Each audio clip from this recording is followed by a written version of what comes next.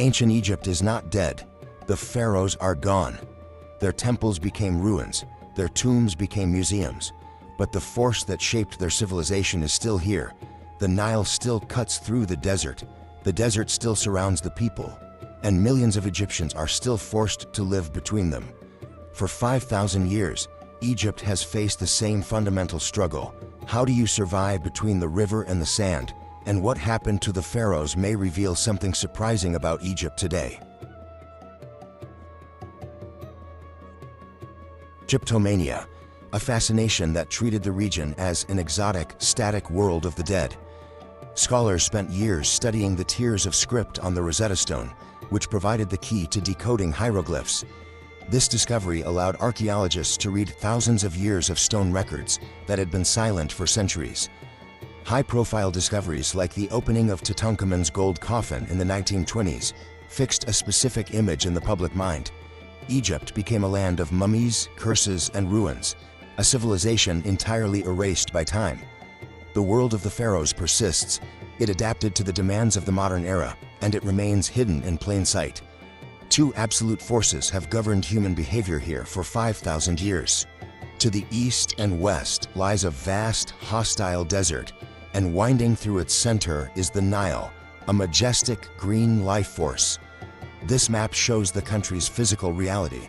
Almost 96% of the land is a sterile desert, leaving one thin thread of water. Today, 100 million people are squeezed onto these narrow riverbanks. Geography dictates exactly where they survive. Modern Egypt exists as an unbroken 5,000-year-old pact with these specific environmental limits. Ancient Egyptians celebrated the Nile as a majestic life force, associating the river with numerous deities. It was their greatest asset and provided the only reliable transport link between the north and the south.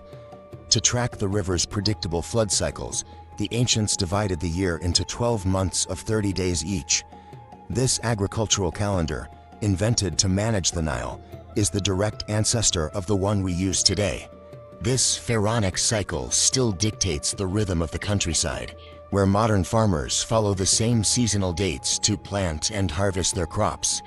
Some farmers still use an oxen-drawn swing plow because heavy, modern tractors can compact the river silt too tightly. These ancient wooden tools protect the soil's composition, ensuring it stays fertile for the next season.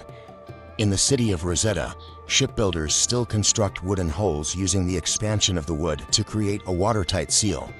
It is the same physics that allowed the pharaohs to launch their solar ships 4 millennia ago. These techniques are not historical reenactments. They are the most perfectly evolved survival tools for life in this specific river environment. While the river was a sanctuary for the living, the desert was the domain of death.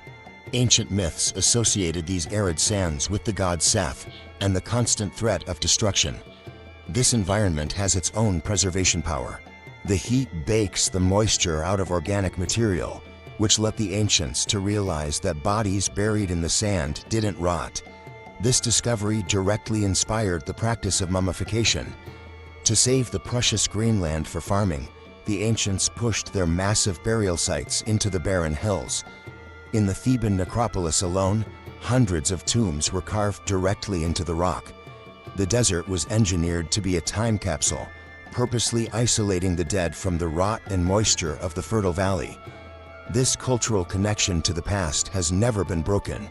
It lives on in the Coptic Christians, who used the most recent evolution of the ancient Egyptian language in their church services.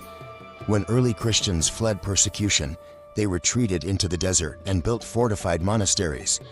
These isolated dungeons protected the monks and preserved the ancient language within their liturgy for 16 centuries. In modern Cairo, the geographical squeeze has forced the living to share space with the dead once again. Over 500,000 people now live in the City of the Dead. They built their homes directly among the tombs, turning historic mausoleums into functional neighborhoods. Just as the ancient artisans did in the Theban hills, modern Egyptians live intimately with their ancestors to survive the limits of their geography. In the mid-20th century, President Gamal Abdel Nasser sought to end Egypt's reliance on the river's unpredictable flooding. He wanted to achieve total engineering dominance over the Nile. The construction of the Aswan High Dam created a permanent concrete barrier across the river. It was designed to act as a cage, holding back the annual floods and regulating the water supply. This engineering project came with a massive historical price. Archaeologists had to relocate entire temples, like Abu Simbel, where the colossal stone head of Ramesses II was cut away and hoisted into the air to save it from the rising reservoir. While the dam allowed for more harvests, it stripped the land of its natural silt and triggered a population explosion that the narrow riverbanks can no longer sustain. Today, the fertile green strip is at its breaking point. It cannot hold 100 million people and still feed them. The response is an unprecedented effort to conquer the desert itself. East of Cairo, massive skyscrapers are rising from the barren dust as part of a new mega-capital built entirely from scratch. By moving millions of people into the deep desert, the project reverses 5,000 years of human instinct. It forces the realm of the living into what was once the exclusive domain of the dead. Modern Egypt is the living continuation of the Pharaohs' world.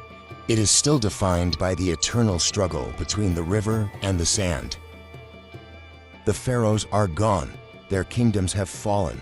Their temples have become monuments. Their names survive mostly in stone. But the world that shaped them never disappeared. The Nile still gives life. The desert still takes it away. And once again, Egypt is pushing beyond the narrow strip of fertile land, building cities, moving millions, and trying to conquer the desert itself. 5,000 years ago, the Egyptians learned to survive between the river and the sand. Today, they are still fighting the same battle. The pharaohs may be gone, but their world is still alive.